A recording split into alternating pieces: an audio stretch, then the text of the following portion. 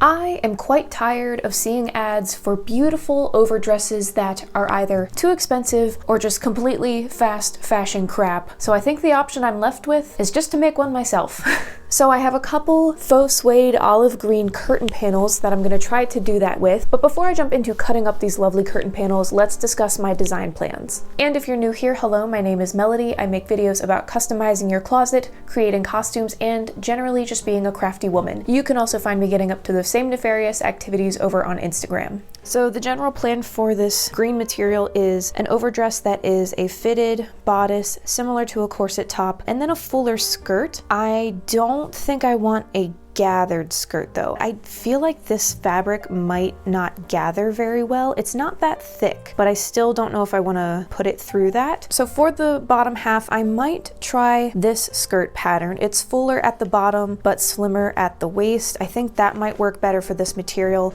And then for the top half, if you don't have a corset pattern, honestly, you can just use a tank top pattern and modify it. Crop it a little bit, cut it down the front, and add your grommets. But for this one, I do have a corset pattern that I think I would like to use. I'm thinking about using this because I don't want the ties on the shoulders there. I want it to be one solid piece, but I probably will be lengthening the bodice here. I do have a mock-up of this already that I made a couple years ago, and it is just a bit short. I have a longer torso. So I think if I lengthen that a little bit and add the fuller skirt on the bottom, again split in the front, I think that should work. All right, so that is our plan.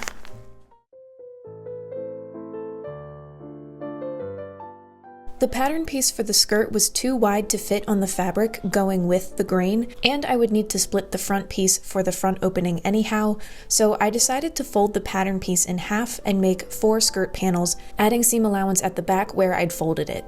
This skirt is actually designed to be cut on the bias, but I didn't think that would look so good on this fabric that has a clear directional nap.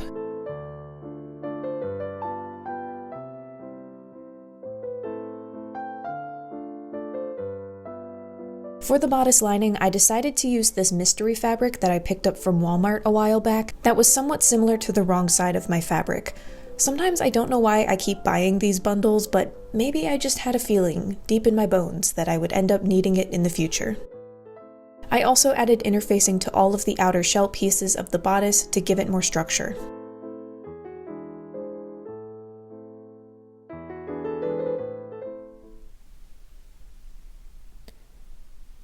Guys, it took me almost 4 hours to cut out all of my pieces, somewhere between 3.5 and 4 hours. How does that even happen? I mean, granted, I do tend to clean up as I go. Still, cutting out the fabric always takes so much longer than I think it will. That did include cutting out my interfacing and attaching that, so that is ready to go. I don't know, I guess between trying to figure out how to fit my pattern pieces in such a way to create the least amount of waste, combined with cleaning up as I go, I don't know, man. That took so long. I don't know how much of assembling this I'll actually get to tonight. I definitely prioritized being outside today, which is a good choice for my physical and mental health, but now I don't have a lot of hours left. So yeah, I guess I'll just start trying to put stuff together and see what I can get done. I do have to wait a little bit longer. It's already like 6 o'clock and I still have to wait because there is a giant prop window on my floor that I'm waiting for it to dry. It's not a prop, it's a set piece. I made a fake window for my students for their upcoming skit. I decided I would be nice and not make them fake that they're looking out a window. I'm gonna give them an actual window. But yeah, that's been a lot of unpaid labor, and now I'm waiting for it to dry on the floor. Normally I leave the skirt pieces of a dress for last, but for whatever reason this time I felt compelled to at least get all of the pieces connected, then set them aside for later. After sewing the 2 back panels together, I added my pockets on the side seams and left the front open.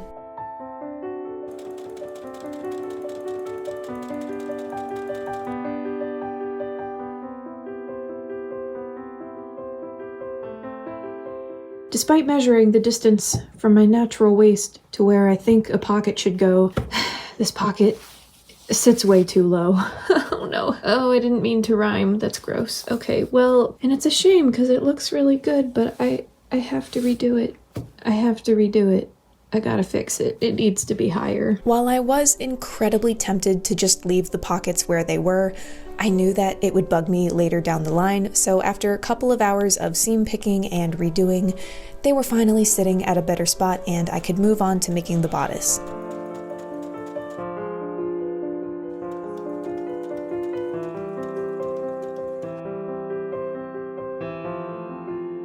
So there are a few important differences in how I'm gonna put together this bodice from the original pattern. Hold on, I guess I have to show you. So this is my mock-up of the pattern that I did according to the instructions a few years ago. What you are supposed to do is lay your lining and shell together, wrong sides together, and then you don't have to flip it right sides out or anything, you just put a binding all the way around the edges. And also it has you connect the tops of the shoulders and leave back here disconnected, and that's the last thing that you sew together and close up. I don't think I want to do that. So instead for this one, I'm going to treat it more like how I treat most bodices of dresses that I make, where I put right sides together, stitch it together, and then flip it right sides out. Because I'm treating it like a bodice of a different dress, I did close up the back, and then I'm leaving the tops of the shoulders open to enable myself to flip it right sides out. And then that will also enable me to more easily adjust the fit at the shoulders, because that was an issue with my mock-up the first time I made this. The way that the pattern is cut, I don't know, it just had like a lot of fabric this way that I had to like trim it down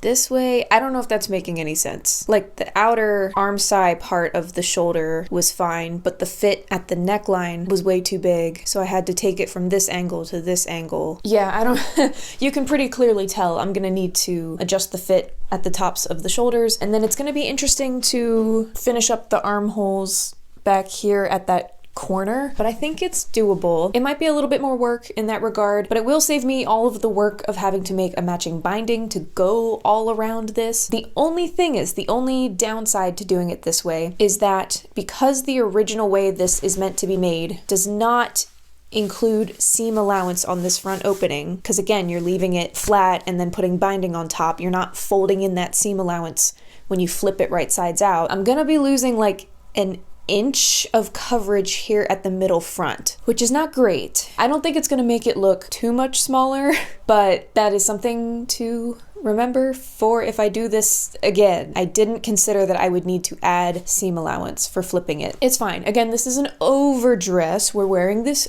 over things, so it's fine if you see what's underneath. I don't like my stuff to be tight-laced, like all the way closed anyway. I like a little bit of an opening. It's just gonna be a little bit more of an opening than I originally planned, and that's fine. I attached the bodice pieces right sides together along the top, leaving the tops of the straps open several inches along the neckline side.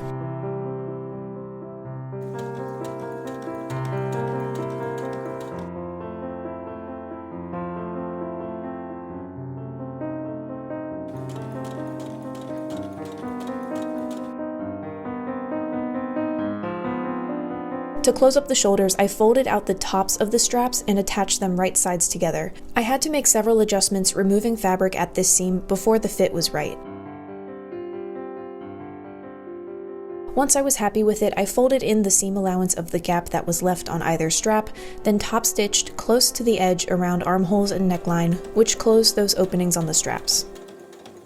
Okay, the bodice is almost done. I was about to start making the channels for the boning along the front, but then I realized I probably should attach the skirt portion first before I make those channels, because right now I can't bring the line of the channels all the way down because I need to leave seam allowance for attaching the skirt. So once I attach the skirt just to the shell, I'm gonna leave it unattached from the lining. Then I can complete the channels for the boning. So yeah, I don't want to finish the channels along the front yet. Doing all the finishing for a bodice always takes so much longer than I think it's going to, and then I'm like, oh my gosh, where did the hours go? But I think it looks pretty okay. I think it's looking pretty good. Definitely a tighter fit than I anticipated because, as I said, I didn't think to add seam allowance. So I tried to make as many seams as I could 1/4 of an inch rather than 1/2 of an inch. And then another thing that I didn't consider was the distance here at the back. That's another place that I started out with a 1/2 inch seam allowance, putting those pieces together, not realizing again that the original pattern just has you like sandwich them together, but it's not the same amount of fabric that you're losing.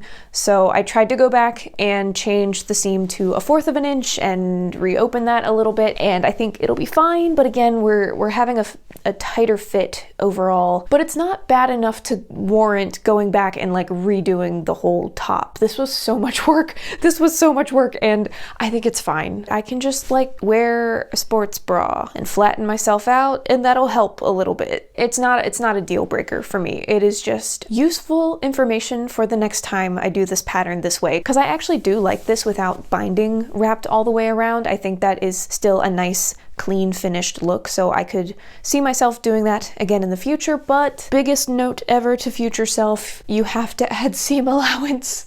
Okay. Next step is to attach the skirt and then, yeah, hopefully pull the rest of this together today. Before I could attach the skirt, I had to finish the front edge.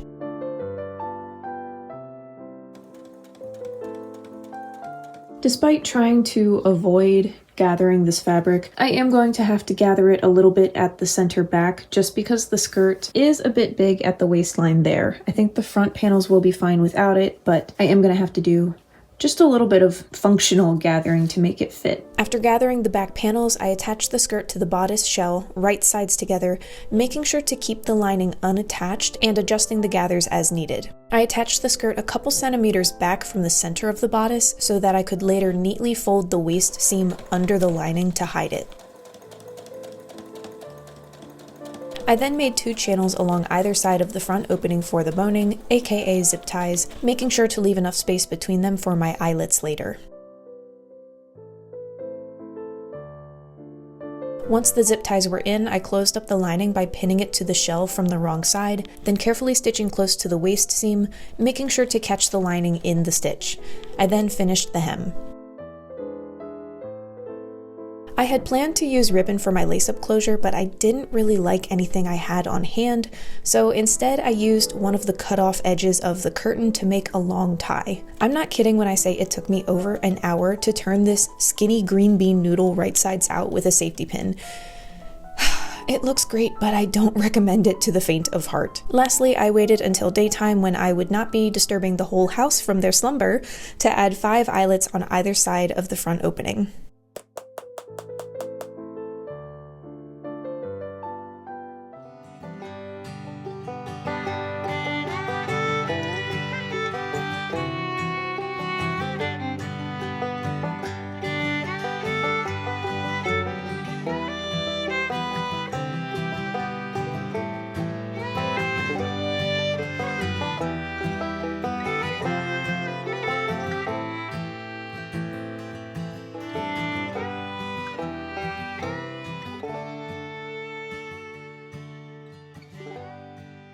Guys, I love this. I'm so happy with how this turned out. The fit issue I was worried about isn't really an issue. Like, this is about as tight as I can comfortably lace it without, you know, completely squishing my insides, and this is fine. There's just a slight gap between the front of the bodice. Otherwise, it's a good fit. I think it's gorgeous, and yeah, I'm just really happy. I'm really happy with this. And I like the design. I think this bodice pattern and the skirt pattern paired really well together. Even having to do the gathering at the back, I actually think that's kind of cute. I definitely can see myself repeating this pattern combination in the future to make another one of these, keeping in mind that I need to add seam allowance. If I do ever need or want to upsize this, I think I would just split it up the back and add either, what's it called, a gore? Or like a panel, and then because I have gathers in the center back, those can be taken out to accommodate adding more width. Thank you guys so much for watching and hanging out with me today. If you made it to the end of this video, leave a pair of scissors emoji down in the comments. Thank you again for watching. If you enjoyed hanging out today, make sure that you subscribe so that we can hang out again next time, and I will see ya when I see ya. Bye. Is that an ant? I think that's an ant. Why are you here? Got him. lay down and I play dead and I stay dead, maybe you'll get sick of being the monster out of my head, under my bed. Think you're something out of my nightmares, standing right there. But if I lay down and I play dead and I stay dead, then will you get bored of killing me? Silhouettes of you are like a taunt. Never really know just what you want. With you